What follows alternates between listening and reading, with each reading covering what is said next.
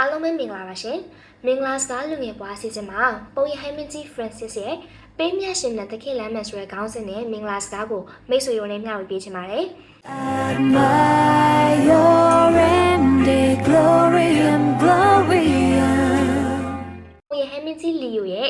လဆင်ဆွတောင်းခြင်းမှာကျမတို့မြန်မာနိုင်ငံအတွက်လည်းအရေးကြီးတဲ့ဆွတောင်းယူရချက်ကတော့ပရိပခဖြစ်ပွားရာဒေသတွေမှာနေထိုင်ကြတဲ့ခရစ်ယာန်များအတွက်ကိုဆွတောင်းပေးကြဖို့ပဲဖြစ်ပါတယ်ရှင်။ကျမတို့ဘေးဒုက္ခအမျိုးမျိုးခံစားနေရတဲ့သူတွေနဲ့တလုံးတဝတဲ့စာနာရက်တီကြောင့်ဘလို့မျိုးတက်တေခံရှင်သန်ပြသကြမလဲ။အရှိအလယ်ပိုင်းဒေသနဲ့စစ်ဘေးဒုက္ခတံကိုခံစားနေကြရတဲ့ခရစ်ယာန်ညီကိုမောင်နှမအပေါင်းတို့တင်တို့ရဲ့ဂယုဏရီပရာဟိတလုပ်ငန်းရဲ့တက်တေခံချက်တွေကနေတဆင့်လူမှုရေးဘဝအတွက်အဖိုးတန်ဆုံးအထောက်ပံ့ဖြစ်တဲ့ငြိမ်းချမ်းရေးကိုတည်ဆောက်နေကြပြီ။ဒေတာတွင်ငမှုခေါင်းပါမှုတွေကြောင့်မုတ်အစာအာဟာရလိုကုညီပံ့ပိုးပေးနေကြပါတယ်လို့ပုံရဟန်မင်းကြီး Francis အရှင်သူမြတ်ကမိန့်ကြားခဲ့ပါတယ်။ပရိပခတွေနဲ့မဆုံးနိုင်တဲ့ဒုက္ခဆင်းရဲခြင်းတွေကြောင့်မှတခင်ခရစ်တော်ကိုယုံကြည်အားကိုးစိတ်ချစ်ချင်းမေတ္တာတရားနဲ့အတူလူသားချင်းစာနာပြီးအနစ်နာခံအသက်ဆော့လှုပ်ရှားပေးဆက်နေသူတွေအများကြီးရှိပါတယ်။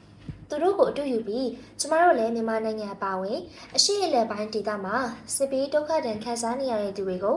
မိမိရဲ့ယုံကြည်ခြင်းမေတ္တာတရားကိုအသက်သေခံတဲ့အနေနဲ့သင်ရဲ့အသက်တာကိုလူအများကောင်းကျိုးအတွက်ပေးမြတ်ရှင်သန်သခင်လမ်းမှန်ပြသနိုင်ကြပါစေရှင်ဒီဆောင်ပါကို Father Chan ဟာ ST ရေးသားသုံးသပ်ထားတာဖြစ်ပါတယ်ကျွန်မကတော့ Roslyn ပဲဖြစ်ပါတယ်ရှင်ဒီမင်္ဂလာစကားကိုနားဆင်သူမိတ်ဆွေအားလုံးကိုဖျားသခင်ရဲ့စေမြဲကောင်းချီးပေးပါစေရှင်DG for the greater glory of